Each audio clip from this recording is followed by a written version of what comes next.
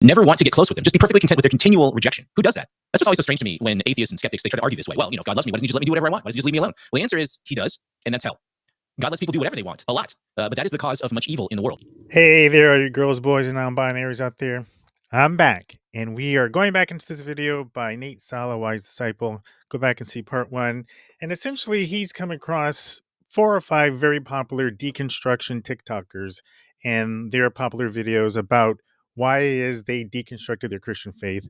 And as an apologist, he's addressing them in a manner to help other Christian apologists understand how to answer these tough questions. And as I said in my last video, it's typically not the job of a Christian apologist to get to capital T truth. It's the job of a Christian apologist to help equip you to defend a belief that you already have, as opposed to like a scientist whose job it is in some ways to actually debunk something they already believe, to disprove it, and to constantly test to see, is there something that we're missing? That's not the case with Christian apologists. And so Nate here, who, like I said in the previous video, seems like a nice guy. He's very civil when he addresses these, but I feel is either disingenuous in answering some of these questions, or with the problem that a lot of Christian apologists have, aren't really understanding the points that are being made.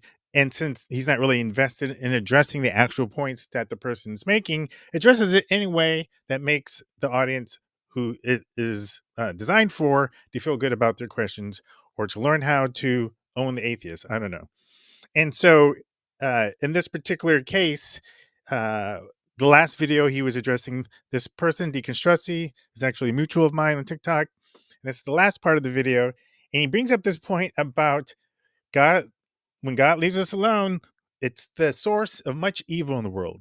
Do I need to bring up the point that some of the most profoundly horrible atrocities that have happened in the history of the world have been done in the name of Christianity? I mean, do we need to go through the whole list? I hope we don't have to go through the whole list. I say that because whether or not God, quote unquote, leaves you alone doesn't matter, because since you're dealing with human beings, and human beings have different ways of interpreting things, they have different goals. And when you have something like religion that allows you to control people and that allows you to conquer people, you can commit horrible atrocities in the name of that religion. So from my standpoint, it's not because God leaves you alone that makes you commit horrible atrocities. It's because humans are going to human. And the thing is, when you have something as dogmatic as a religion like Christianity, it makes it easier oftentimes for you to do some of the most horrible atrocities, because now you can control people's minds because they're indoctrinated. Now, let me be clear.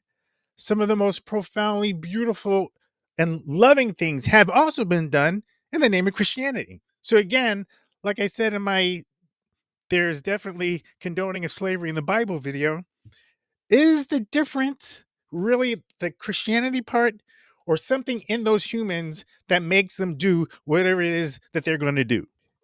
I think it's the latter. For those who choose to reject their creator. I'm being 100% real and genuine when I say this. The book that helped me deconstruct Christianity by far the most was the Bible. And I mean this completely wholeheartedly, 100% genuinely. I read the Bible far more now than I did when I was a Christian. Learning about the different parts of the Bible, what types of literary tools are used in the writing of different books of the Bible, learning which parts of the Bible are letters, who the letters are to, learning which parts of the Bible are poetry and use metaphorical language, looking at context for everybody's favorite weaponized Bible verses. There's a lot of parts of the Bible that when you look at it with the context that it's written in, you can identify that it is inherently flawed. Defend my faith with when I was a Christian through a critical lens and actually finding the fallacies in what I was reading. What are the fallacies? Like what I'm seeing are a series of claims, illusions, all of these things. Where are the specific examples of this?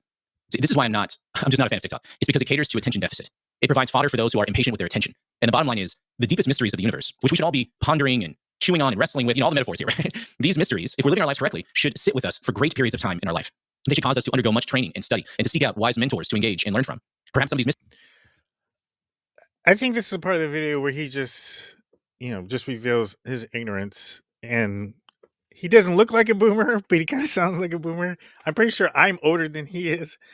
Just be clear, I'm not a boomer, but he doesn't get TikTok, which is fine. It's not his thing. He has a pretty healthy channel. Looks like, almost 300,000, subscribers. So he has a healthy YouTube channel. That's where he does his thing. He doesn't get TikTok. It is not the job of a TikTok video to go so deep into these philosophical questions about why a person deconstructed their faith. It is not meant to be the kind of thing where you dive deep into those things. What happens is you share something at a surface level, it generates comments, people reply to those comments, oftentimes with videos. Sometimes the discussion happens in the comments, just back and forth.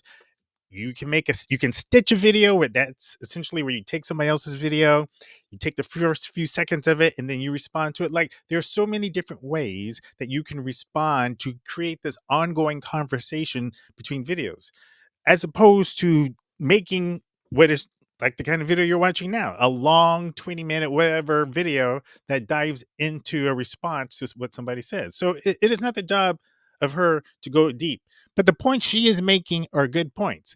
Yes, they're at a surface level. She's listing all the different reasons why she deconstructed her faith, and she doesn't need to go into detail for every single solitary one. And so here comes a young girl, deconstructed, right? She says she did. And I just want to say, it always kind of rubs me the wrong way when I hear a man refer to a young woman, even if she's young, as a girl. Yes, she seems young. I would guess maybe she's in her early 20s. I think she's definitely older than 18. I think that's fair. That is a legal adult. That's just me. Maybe I'm too sensitive about that, but I just think it's a little bit of sexism, which, there's a lot of that in the Christian church, so I'm not too surprised. But anyway, let's go on. Did because she read the Bible. Okay, but we're not hearing any substantive reason why she should have.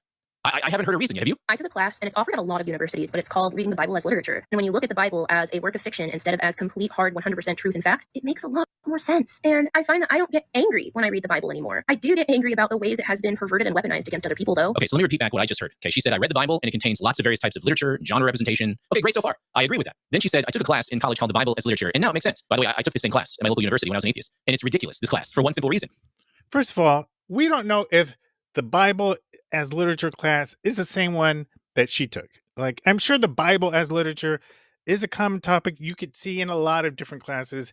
And depending on the school you go to, it's probably going to be a little bit different. These professors typically front load their teaching with the assumption that the Bible is not true, and therefore should be read as a piece of kind of like front loading your teaching with the assumption that the Bible is true. I mean, yes, perhaps some of the professors she had believe that, but there are a lot of Christian professors who teach Bible as literature who aren't biblical literates, who are Christian, and who believe some of the Bible is true and some of the Bible is not true. They may believe there's certain truths about the Bible where the stories themselves aren't true, but the truths philosophically or morally are true, if that makes sense, right? So he doesn't know which professors she had, and he's making a lot of assumptions. Fiction by folks who had a very limited understanding of science, anthropology, etc. But it's this very assumption that must be questioned. And you don't get to do that in this class. It's just assumed. And then a lot of conclusions are extrapolated from there. Okay, so she read the Bible, didn't make sense, took a class that treats it like fiction, now it makes sense. Okay, am I missing something? What if there is another option? What if the people she perceives are weaponizing the Bible are just misinterpreting the text, but it's still actually true? So, and here's where I get to, again, my no true Christian fallacy. I talked about this in my last video. When a Christian says, you're interpreting the Bible wrong, you just got it wrong. Versus, there are different ways to interpret the Bible. There are different ways you can come to the text and see it and have different meaning. There's a reason why there are thousands of denominations, okay? So to say that maybe they weaponize the Bible because they interpret it wrong, yeah, maybe you're right. Maybe they interpret it wrong. Maybe they interpret it right. Who's to say? We don't know. There's no way to prove one way or another.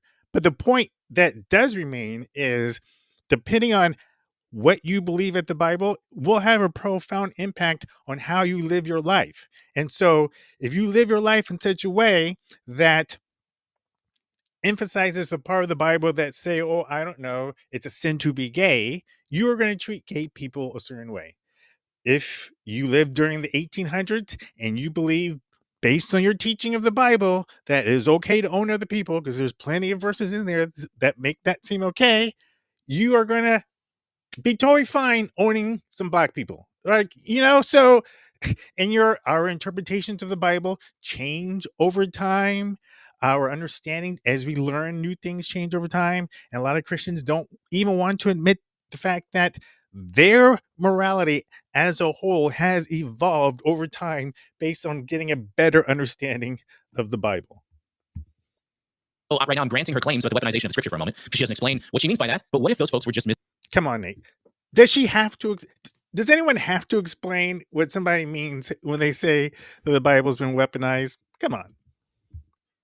misinterpreting the scripture, considering the fact that it is a collection of 66 books with varying types of genre and literature contained within it? Of course, because TikTok is so brief, she doesn't explain anything. And so all we're left with in this video is, I read the Bible, some of it's been weaponized, part of it didn't make sense. I took a Bible as literature class, now it makes sense. So therefore what? Therefore, what follows from this? God does not exist? No. Therefore, that's the reason why she is no longer Christian, okay? She's giving her own personal testimony, so to speak. And I don't know what to tell you if you don't like her answer. Again, if you're on TikTok and you're part of that community, you can respond. You can ask her these questions. She can make follow-up videos. That's how TikTok works. Jesus Christ did not resurrect? Are these really your only options for a conclusion? If this person is really reading the Bible a lot right now, more so than when she was a Christian, that's what she said. She should read the Bible alongside an actual Bible teacher or a pastor who can provide her not only biblical exegesis, but also the traditional understandings of the books of the Bible for the past few millennia so that she can make a much more informed decision about what she's rejecting, right? This is what I find interesting about this question, because I believe I know a lot more about the Bible now as an atheist than I did when I was a Christian. I would say I understand it more. And I've been reading the Bible along with biblical scholars, people who have actually learned about the Bible, who have actually learned about what the original words mean, and who are approaching it from a very scholarly point of view. I think that's a great way of learning and understanding the Bible. But a lot of biblical scholars rub people like Nate the wrong way because they come to interpretations that don't fit traditional evangelical Christianity. Even biblical scholars who are themselves professed Christians. I think of someone like Pete Enns. Pete Enns, Bible for Normal People, great podcast. He wrote the book, The Sin of Certainty. I mean, if you haven't already, look at Pete Enns, but he's a professed Christian. He is, I think he's a scholar of Old Testament, I believe, at some school on the East Coast. But he's not a biblical literalist, and he would probably attest to the fact that a lot of the stories that we read in the Bible probably didn't happen. Yet he is a professed Christian. He still has faith in Jesus Christ, and you can listen to his podcast and understand why he is where he is.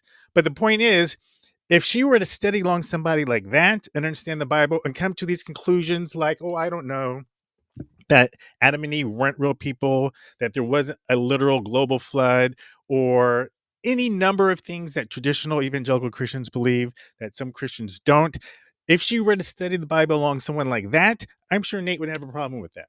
So again, is it that she's not studying it along? And again, you don't know that she's not. She probably is.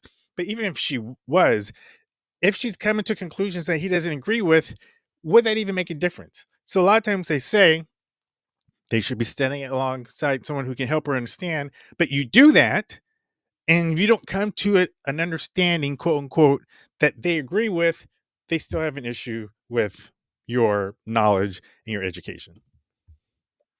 And she should put that on TikTok, her Bible study with a Bible teacher. I would watch it. These are 5 things that I learned while. All right.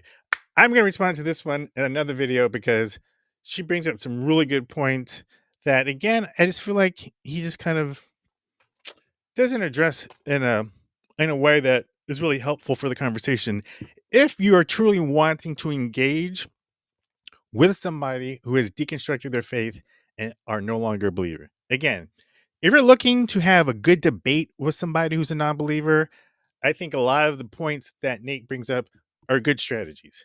If you're looking to engage with someone who's no longer a believer and you want to truly understand them versus owning an atheist, I wouldn't take any of this advice. Just personally, again, coming from someone who was a Christian for a hell of a long time, and I did apologetics, so I know a little bit about what I'm talking about. Anyway, let me know what you think. Comment in the video. Go check out Nate's full video. I'm going to do some more responses to it. And let me know what you think. Are you still a Christian?